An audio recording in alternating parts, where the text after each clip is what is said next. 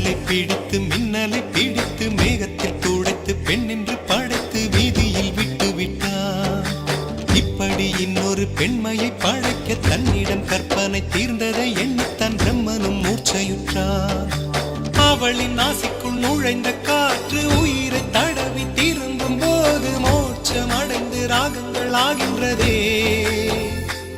ஓஹோ, மழையின் துளிகள் அவளை நனைத்து மார்பு கடந்து இறங்கும் பொழுது முக்தி அடைந்து முத்துக்கள் ஆகின்றதே.